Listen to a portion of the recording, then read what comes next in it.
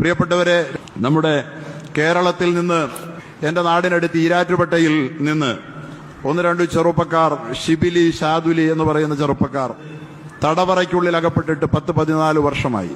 ചെറുപ്പക്കാരായ കുട്ടികൾ.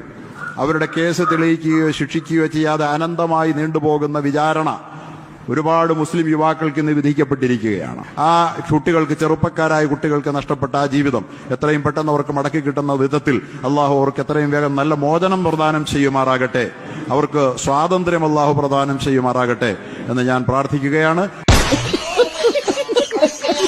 ഉസ്താദ് ഈ പറയുന്ന ഈ നന്മമരമായിട്ടുള്ള അല്ലെങ്കിൽ നന്മമരങ്ങളായിട്ടുള്ള ഈ 3 ചെറുപ്പക്കാർ ചെയ്ത പ്രവൃത്തി എന്താണെന്ന് വെച്ചാൽ 2008 ഗുജറാത്തിൽ അഹമ്മദാബാദ് എന്ന് പറയുന്ന അവിടുത്തെ ഒരു പ്രധാനപ്പെട്ട സിറ്റി, നമ്മൾക്ക് എല്ലാവർക്കും അറിയാം, രാജ്യത്തെ ഏറ്റവും പ്രധാനപ്പെട്ട വ്യവസായ നഗരങ്ങളിൽ ഒന്നാണ്. ആ സിറ്റിയിൽ 22 സ്ഫോടനങ്ങൾ നടത്തി. ഏകദേശം 1 മണിക്കൂറിനിടയിലായിട്ടാണ് ഇത്ര സ്ഫോടനങ്ങൾ നടന്നത്.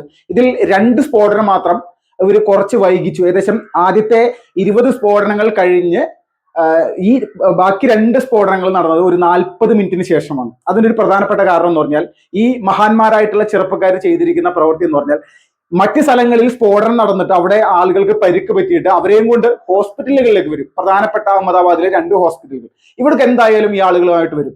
അപ്പോൾ ഈ ആളുകളുമായിട്ട് അങ്ങോട്ട് വരുമ്പോൾ അവിടെ വലിയൊരു ക്രൗഡ് ഉണ്ടാവും ഈ ഹോസ്പിറ്റലിൽ. അപ്പോൾ ആ സമയത്ത് ഈ ഹോസ്പിറ്റലിൽ ആക്രമണം നടത്താം. ഇതായിരുന്നു പ്ലാനിങ്. എന്നിട്ട് 40 മിനിറ്റുകൾക്ക് ശേഷം ഈ ആളുകളൊക്കെ അവിടെ സമയത്ത് അവിടെ ഒരു സ്ഫോടനം നടത്തി.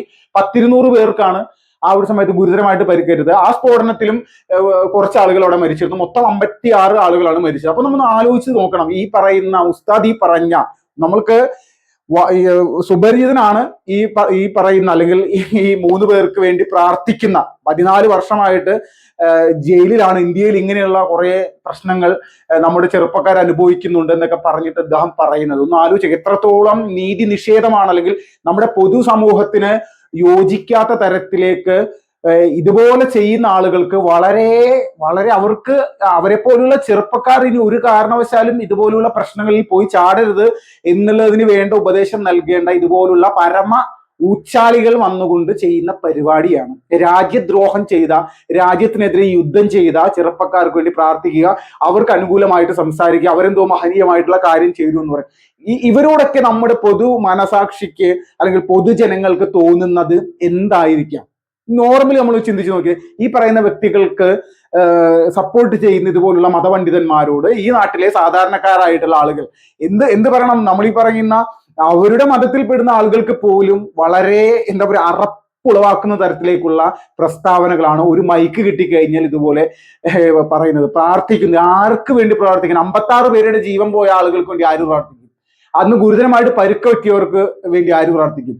എന്ന് വെച്ചാൽ ഇവരല്ല ഇതുപോലുള്ള പ്രശ്നങ്ങൾ ചെയ്യുന്നതെങ്കിൽ നിങ്ങൾ കൊണ്ടുവരൂ. നിങ്ങൾ യഥാർത്ഥ പ്രതികളെ നിങ്ങൾ അന്വേഷിച്ച് കണ്ടെത്തി, നിങ്ങൾ ഈശ്വരിൽ നിന്ന് ജ്ഞാനം കിട്ടിയ ആളുകളാണെന്നുള്ള പറയുന്നത്, അല്ലെങ്കിൽ ഈശ്വരന് വേണ്ടി പ്രവർത്തിക്കുന്നു എന്ന് പറയുന്ന ആൾക്കാരാണ്. നിങ്ങൾ കണ്ടെത്തി തരൂ. നിങ്ങളുടെ ജ്ഞാനശക്തി കൊണ്ട്, നിങ്ങളെ മതവിശ്വാസത്തിന്റെ ഈ ഒരു ശക്തി കൊണ്ട് നിങ്ങൾ ഈ പറയുന്ന അല്ലെങ്കിൽ ഈ സ്ഫോടനം നടത്തിയുള്ള യഥാർത്ഥ പ്രതികളെ, അങ്ങനെയാണെങ്കിൽ നിങ്ങൾക്ക് വേറെ ആരെങ്കിലും അറിയുമെങ്കിൽ അവരെ കൊണ്ടുവരൂ.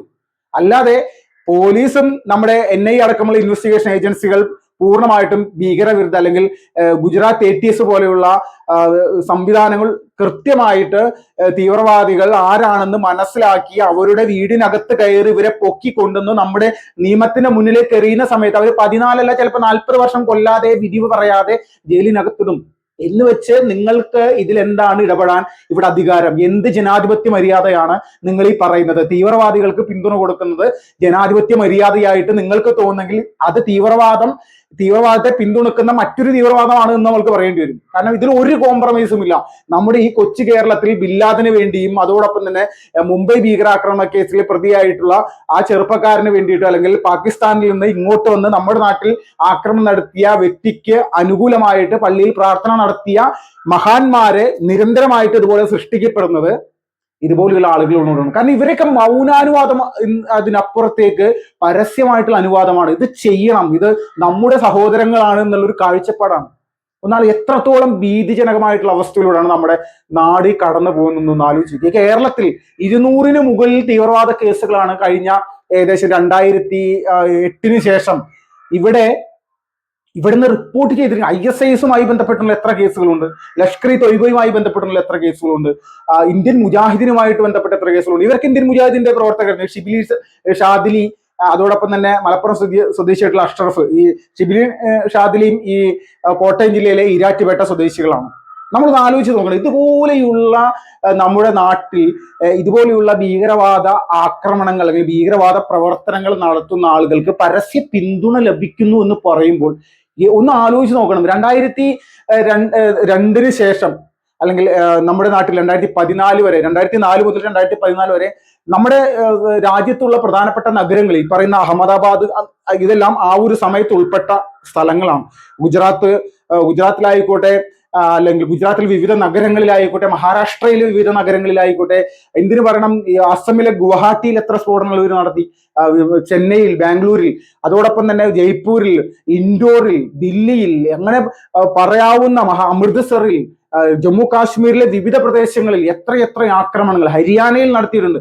അപ്പോൾ ഇതല്ല, ഈ ഭീകരാക്രമണങ്ങൾ നിരന്തരമായിട്ട് ഇന്ത്യയിൽ ഏത് നഗരങ്ങളിലാണെങ്കിലും അവിടെ ഏത് സമയത്തും ഞങ്ങൾക്ക് സ്ഫോടനം നടത്താൻ സാധിക്കും എന്നുള്ള കാഴ്ചപ്പാട് അന്നത്തെ UPA സർക്കാരിന്റെ മുന്നിലേക്ക്, നമ്മുടെ രാജ്യത്തെ ജനങ്ങളുടെ മുന്നിലേക്ക് ഈ ഭീകരവാദികൾ കൊണ്ടെത്തിച്ചു. ആ കൊണ്ടെത്തിച്ച ഭീകരവാദികൾക്ക് ഒരു അല്ലെങ്കിൽ ഒരു മതസ്ഥാപനത്തിന്റെ അല്ലെങ്കിൽ ഒരു മതസംഘടനയുടെ നേതൃത്വത്തിൽ നിന്ന് ഇതുപോലെ പരസ്യമായിട്ട് പിന്തുണ ലഭിക്കുമ്പോൾ നമ്മുടെ നാട്ടിലെ രാഷ്ട്രീയക്കാരൊക്കെ നോക്കൂത്തിയാൽ, കാരണം ഇവർക്ക് കേരളത്തിൽ എന്തും പറയാന്നുള്ള അവസ്ഥയിലാണ്. തീവ്രവാദ സംഘടനയിൽ പ്രവർത്തിച്ച് തീവ്രവാദ ആക്രമണം നടത്തി നമ്മുടെ രാജ്യത്തെ സഹോദരങ്ങളെ, നമ്മുടെ രാഷ്ട്രത്തിന്റെ പൗരന്മാരെ, ഒന്നും അറിയാത്ത, ഒരു തെറ്റും ചെയ്യാത്ത കുഞ്ഞുങ്ങളെയും സ്ത്രീകളെയും അമ്മമാരെയും നമ്മുടെ മറ്റ് സഹോദരങ്ങളെയും കൊല ചെയ്യപ്പെടുന്ന സമയത്ത് അതിൽ ഈ പറയുന്ന വിശ്വാസികൾ പറയുന്ന അല്ലെങ്കിൽ ഇതുപോലെ ഈ തീവ്രവാദികൾക്ക് സപ്പോർട്ട് ചെയ്യുന്ന ആളുകൾ പറയുന്ന ഇവരുടെ മതത്തിൽ തന്നെയുള്ള ആളുകൾ കൂടി അന്ന് ആ സ്ഫോടനത്തിൽ കൊല ചെയ്യപ്പെട്ടിട്ടുണ്ട്. അപ്പോൾ അവർക്ക് വേണ്ടി ആര് പ്രവർത്തിക്കും? അന്ന് കൊല ചെയ്യപ്പെട്ട ആളുകൾക്ക് വേണ്ടി ആര് പ്രവർത്തിക്കും? അപ്പോൾ ഇങ്ങനെയുള്ള വളരെ നീതി നിഷേധാത്മകമായിട്ടുള്ള അല്ലെങ്കിൽ നമ്മുടെ രാഷ്ട്രത്തിനെതിരായിട്ടുള്ള ഇതുപോലെയുള്ള പ്രസ്താവനകൾ നടത്തുന്ന ആളുകൾക്കെതിരെ യഥാർത്ഥത്തിൽ ഒരു NIAയും വരേണ്ട ആവശ്യമില്ല. നമ്മുടെ നാട്ടിലുള്ള പോലീസും നമ്മുടെ സർക്കാരും നടപടിയെടുക്കാൻ സാധിക്കണം. നമ്മളൊന്ന് പരിശോധിച്ച് നോക്കിയാൽ കേരളത്തിന്റെ ചരിത്രത്തിൽ നമ്മൾക്ക് കേരളത്തിന്റെ പോലീസ് ആയിക്കോട്ടെ, നമ്മുടെ പോലീസ് പൂർണ്ണമായിട്ടും ആഭ്യന്തര വകുപ്പിന്റെ കീഴിൽ പ്രവർത്തിക്കുന്നതാണ്.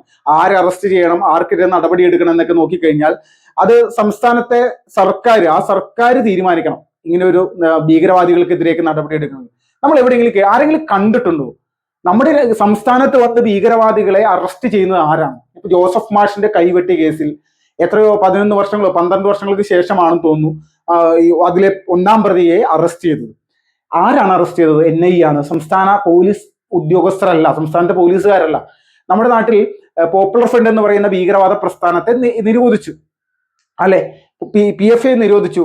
എല്ലാ സംസ്ഥാനങ്ങളിലും അവർക്ക് 22 സംസ്ഥാനങ്ങളിൽ അവർക്ക് സജീവമായിട്ട് പ്രവർത്തനം ഉണ്ടായിരുന്നു. കേരളം ഒഴികെ മറ്റെല്ലാ സംസ്ഥാനത്തും നടന്ന സംഭവം എന്ന് പറഞ്ഞാൽ അവിടുത്തെ പ്രാദേശിക പോലീസ് കൃത്യമായിട്ട് ഇവരെ അറസ്റ്റ് ചെയ്ത് NIAയും ഇവരും കൂടി ഒന്നിച്ചാണ് പോയിട്ട് അറസ്റ്റ് ചെയ്തിരുന്നത്.